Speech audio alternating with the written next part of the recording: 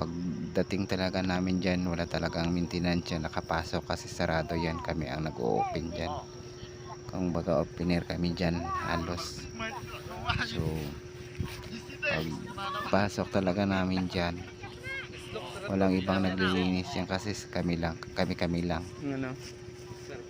Makikita talaga namin mga footprint ng mga bata dyan, footprint ng bata, mga matatanda, parang galing sa putikan na mga footprint, lalong lalo na sa toys department. Talagang pagpasok mo talaga, lalong lalo na opener ka, makikita mo talaga ang dami talaga mga footprint dyan ng mga bata. Tapos yung mga toys ay mga nagkakalat o parang nilalaruan. So hindi na lang pinapansin ng mga ano yan, mga janitor o mga maintenance dyan, kasi bakit lang nila yan. So yung mga ano naman, PSA, mga promo, yung binabalik na lang nila yung mga toys sa mga ano nila, mga shelf. So isang bisis,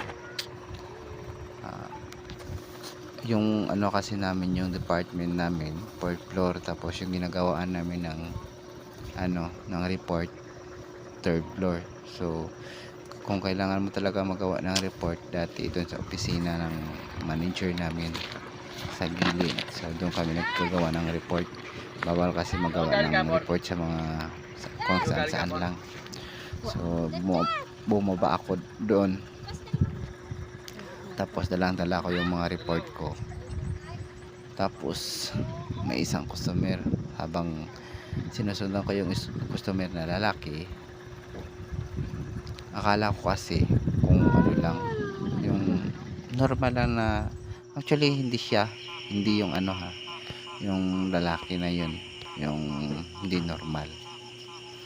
Tapos habang daladala ko yung mga reports ko, mga calculator, mga ballpen, parang ganyan, nakasakay ako pababa ng escalator.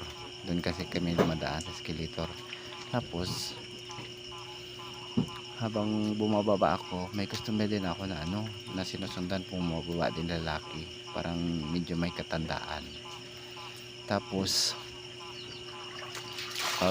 parang wala kasi ako sa isip. Yung iniisip ko kasi yung report ko kung paano matapos, kasi may deadline yung report namin. So dami kasi yung report na ginagawa ko. Tapos parang ano ako ba, nakakatulala ako na nakasunod sa customer, so hindi ko yung pinapansin. Parang yung paalang yung tinitingnan ko ng customer. Tapos makikita mo talaga kasi grabe ang liwanag ng KCC Mall of Marvel, ang liwanag niyan. Makikita ko talaga kung meron siya kasama na bata o wala talagang bata. Tapos sa unahan niya wala naman talaga na parang makikita mo na may nakapaan na bata, parang ganyan. Tapos habang lumalakad siya, guys, napansin ko talaga, hindi ko rin iniisip na parang may kakaiba. Pero habang malapit lang kasi kami, nakasunod lang ako sa kanya, yung paayang tinitingnan ko, para nakatulala ako na yung inisip ko kasi yung ano, yung report ko. Tapos nakatingin lang ako sa paa niya. Tapos doon ko lang napansin, guys, na kapamers na habang naglalakad yung tao na yun, napapansin ko may isang ano din, may footprint na lumalakad din nakasabay sa kanya, footprint ng bata. Tapos tiningnan ko siya, likuran, sabi ko wala naman siyang kasama na bata. Tapos bawat hakbang niya may humakbang din na footprint ng bata. Tapos nung napansin ko na parang nakatulala na ako na basa talaga ka farmers, basa pa yung footprint ng bata na parang galing sa putika na hindi ko alam kung ano yun.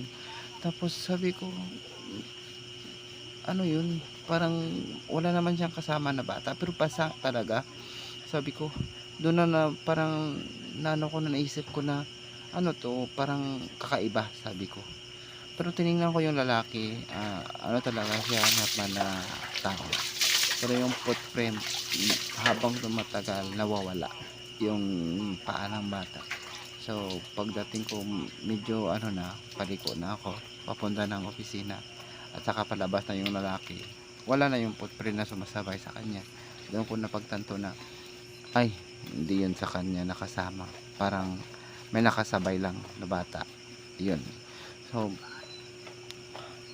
sa sa dami-dami ko talagang na-experience ng mga ganyan, mga ka-farmers 'no.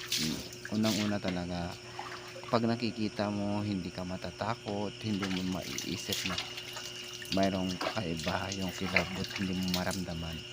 Yung sa ano lang, sa dulo ng isip mo parang kakaiba, dun mo na mararamdaman na, ay, may ganun talaga na kakaiba. Dun mo lang maiisip na natatakot ka na. Actually, ano yun, ah, tirik yung araw, mga 11 or 11:30 ng morning. So, pagka alas 12 kasi mag-ano na kami, mag-lunch na kami ng palabas.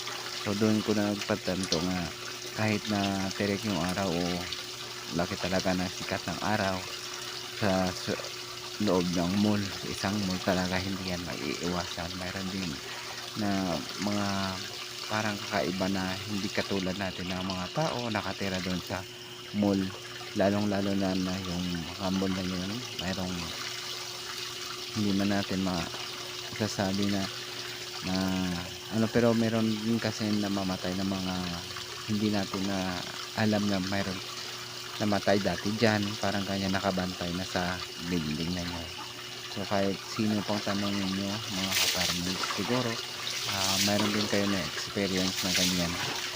Pero comment naman kayo kung mayroon kayo na experience sa mga tulad na na-experience ko mga ka-farmers, para malaman ko kung mayroon ba talaga naka-experience na tulad ko. Comment lang sa comment section mga ka-farmers. So yun lang muna mga ka-farmers, maraming salamat sa panonood.